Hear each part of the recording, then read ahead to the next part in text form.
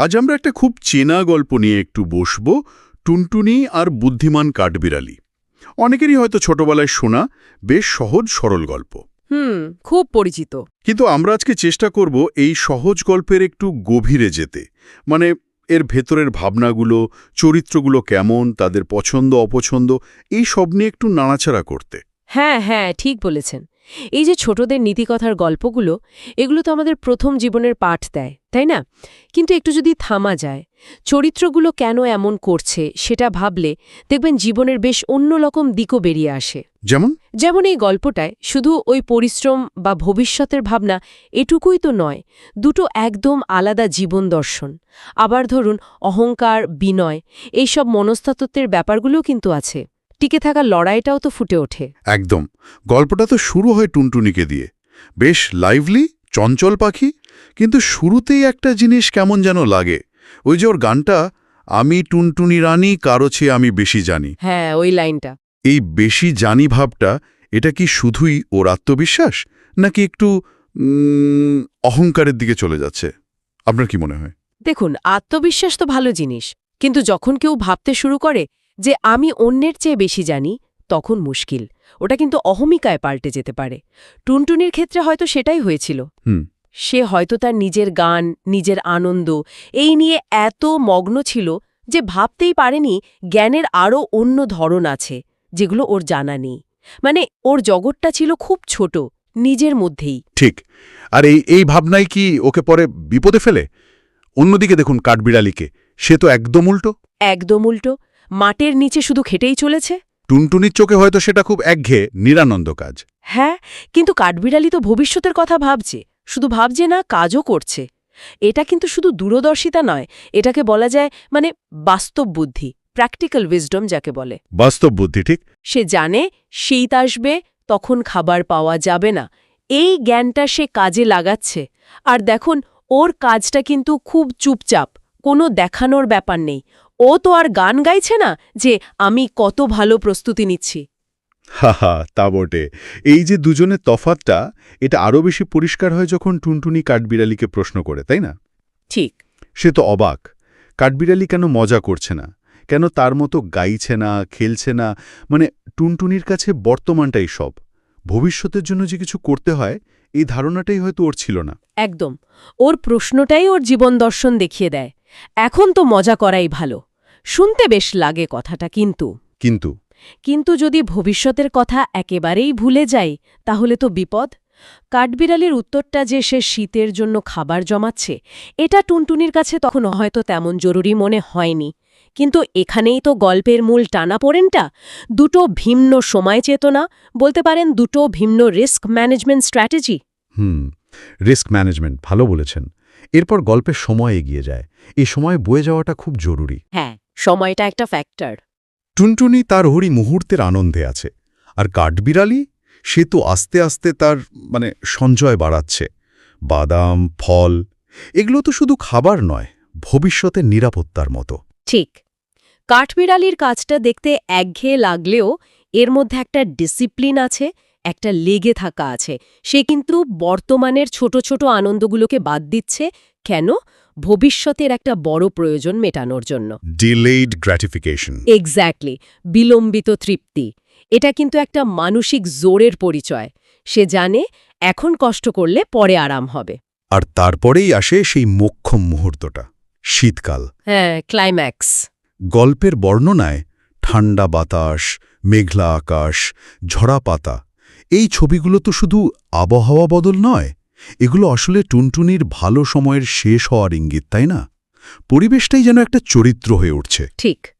পরিবেশটা ওর ভুলের পরিণামটাকে যেন চোখে আঙুল দিয়ে দেখিয়ে দিচ্ছে। এতদিন যে বাস্তবতাকেও পাত্তা দেয়নি, সেটাই ওর সামনে এসে দাঁড়ালো।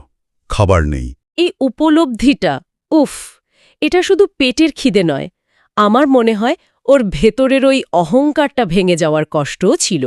ওই যে ভাবত আমি বেশি জানি, সেটা তো এক মুহূর্তে চুরমার হয়ে গেল। যখন আসল প্রয়োজনটা এলো, তখন বোঝা গেল ওর গান বা আনন্দ কতটা ঠুনকো। একদম, বাইরের কঠিন পরিস্থিতির সামনে ওগুলো টেকে না। আর এই ভয়ঙ্কর অসহায় অবস্থায় ওর কার কথা মনে পড়ল? সেই কাঠবিড়ালির কথা। হ্যাঁ, যাকে সে একসময় হয়তো করুণা করত বা হয়তো একটু উপহাসও। তার কাছেই যেতে হলো। গল্পে আছে সে কাঁদতে কাঁদতে যায়। এই কান্নাটা কি শুধু খিদে পাওয়ার কান্না নাকি ভুল বুঝতে পারারও কান্না? আমার তো মনে হয় দুটোই। খিদে তো আছেই, কিন্তু তার চেয়েও বড় হলো নিজের ভুলটা বুঝতে পারা, নিজের অসহায় অবস্থাটা দেখা। আর সবচেয়ে বড় কথা কি বলুন তো? কি? সে কিন্তু শুধু খাবার চাইছে না, সে বলছে আমি ভুল করেছিলাম। এই যে স্বীকারোক্তি, এটা কিন্তু সহজ নয়। বিশেষ করে যে নিজেকে সবসময় সেরা ভাবে, তার জন্য তো আরও কঠিন। ঠিক। এটা ওর বদলের প্রথম ধাপ, প্রাইড থেকে হিউমিলিটির দিকে যাওয়া। ঠিক। আর কাঠবিড়ালির উত্তরটা সে তো বলতেই পারত, কেমন জব্দ, আমি তো আগেই বলেছিলাম, বা মুখ ফিরিয়ে নিতে পারত। পারত তো বটেই, কিন্তু সে তা করল না। সে বলল, তুমি আমার কথা শোনোনি, কিন্তু আমি রাগ করিনি, এসো আমার সাথে ভাগ করে খাও। আমার মনে হয় গল্পের এই জায়গাটা খুব খুব শক্তিশালী। নিঃসন্দেহে কাঠবিড়ালির এই ব্যবহারটা শুধু ক্ষমা বা মহানুভবতা না, এটা ওর প্রজ্ঞাও দেখায়, উইজডম। সে কিন্তু প্রতিশোধ নিতে গেল না। হয়তো সে বুঝেছিল টুনটুনির এখন বকাঝাকার চেয়ে সাহায্যটা বেশি দরকার। অথবা হয়তো সে জানত তার যা জমানো আছে তাকে একটু দিলে ওর নিজের খুব ক্ষতি হবে না, কিন্তু আরেকটা প্রাণ বাঁচবে। তার মানে ওর দূরদর্শিতার সাথে সাথে ওর সহানুভূতিও ছিল, এমপ্যাথি। ঠিক। এই দুটো মিলে চরিত্রটা আরও সম্পূর্ণ হয়েছে। সে শুধু বুদ্ধিমান নয়, সে হৃদয়বানও। আর এই ঘটনার পরেই তো টুনটুনির আসল পরিবর্তনটা আসে, তাই না? হ্যাঁ, ওইটাই আসল রূপান্তর।